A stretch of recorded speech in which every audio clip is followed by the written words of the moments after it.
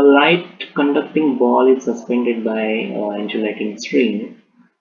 Figure 10.2 shows the ball is in the middle of the gap between the plates. So what is happening over here? We are this plates. The situation is as it is, but what we have seen in the 10.1 figure.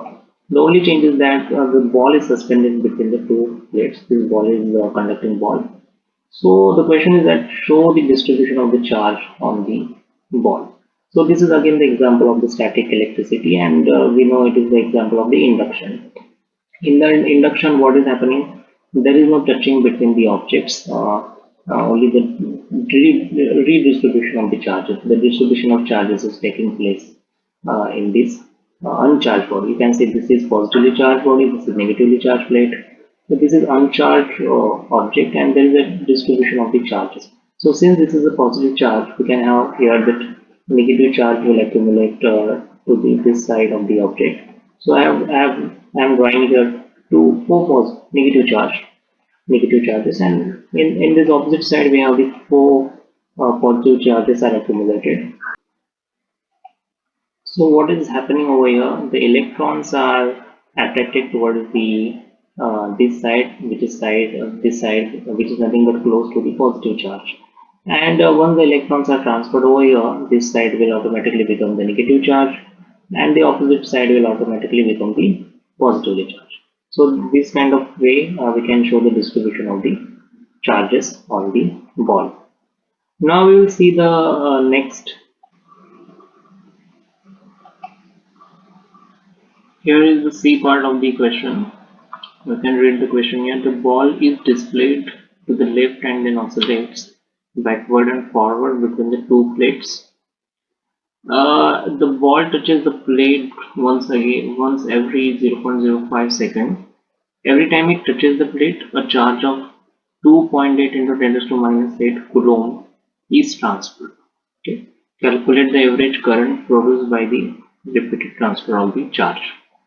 So here you can see this ball, the same figure is there what we had seen in the part B, and now we are going to just hit the ball or displace towards the left hand side, and that's why it is going to oscillate and it touches to the plate. And whenever it is touches to the plate, there is a transfer of the charge, which is 2.8 into 10 to minus 8 coulomb. Okay, and the touching time is only 0.05 seconds, and we know that current is nothing but whenever there is the flow of the charges in particular given time, then we have a generation of the electric current. So that's why they are asking to calculate the average current produced by the repeated transfer of the charge. So we are going to simply use here the equation of the charge, equation of the current. We know the current is nothing but if you remember the formula of the current is nothing but charge divided by time, the flow of charge per unit time, that is nothing but the current. So we can see Q divided by T, and if we calculate this value, we will get the value of 5.6 into 10 to minus 7 ampere. What is the unit of the current? That is nothing but the ampere. So you can calculate this with the help of the calculator. Again, you have to put the same value over here. So I am writing over here again 5.6 into 10 to minus 7 ampere. Okay, so here this problem is done. Now we will move towards the next problem. So this is our question number 4. You can read the question here. The figure 8.1 shows a circuit containing a battery of electromotive force, that is nothing but EMF of 12 volt, and a heater of resistance 6 ohm. So this is a resistor connected in the series, that is nothing but 6 ohm. This is basically the resistance of the heater, and this ammeter is connected here to measure the amount of current flowing, and you can see this is a battery of EMF 12 volt. We know we call the potential difference across the battery as the EMF. Okay, and that is nothing but the maximum amount of the potential difference. Now our first question is state what is meant by the electromotive force or EMF. We had seen that EMF is nothing but the potential difference across the battery. That is nothing but the maximum potential difference present across the circuit. Okay, and then it split in the circuit if it is in the if it is a series circuit. So we can write down what is the electromotive force. The electromotive force is nothing but we can simply write the potential difference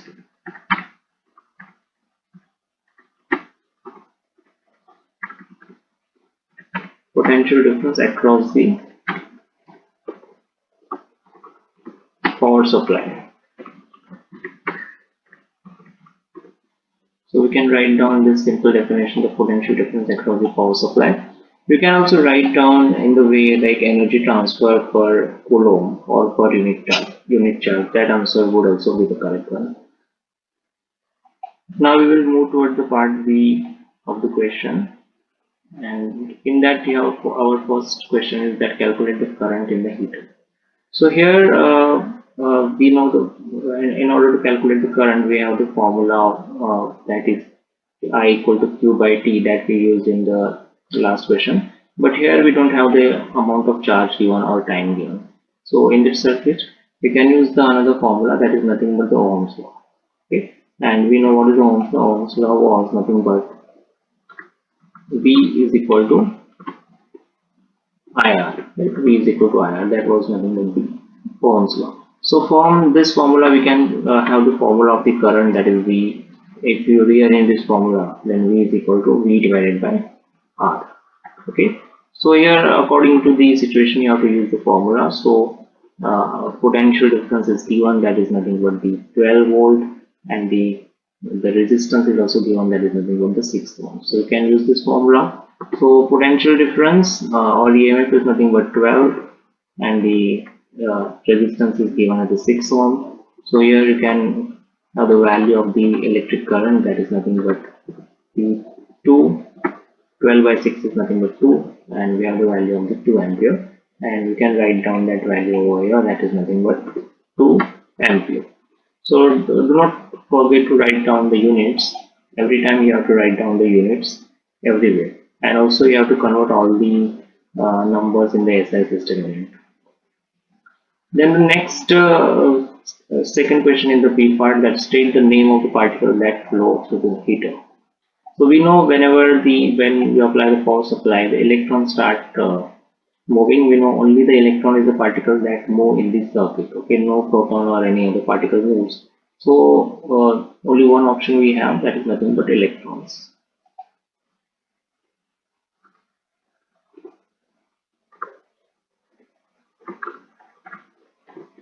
So electrons are particle which moves to the circuit. Now the third question, on figure 8.1, draw an arrow next to the heater symbol to show the direction of the flow of these particles to the heater. So we know we had seen the electronic current and the conventional current. If you recollect, the conventional current flows from the positive terminal to the negative terminal. We know that this bigger line is nothing but the positive terminal, the smaller line is nothing but the negative terminal, right? So conventional current flows from positive to negative, but electron flows from the negative to positive. And here we need to indicate the direction of the electron. So it will be going from this side. This is going from this side. I can show two arrows to indicate which direction the electron is going. It is going from negative terminal of the cell or battery towards the positive terminal of the battery. Now we will see the part C of the question. Here the C part is calculate the thermal energy produced in the heater in 10 minutes. So in video you can see we have derived this formula of the electrical energy, that is nothing but V into I into T, and that we have derived with the help of the power. Electric power is nothing but V into I. Okay, and the energy is what? Energy is nothing but power into time, because power is nothing but energy divided by time. So energy is nothing but power into time, and power is V into I into T. This formula we have derived.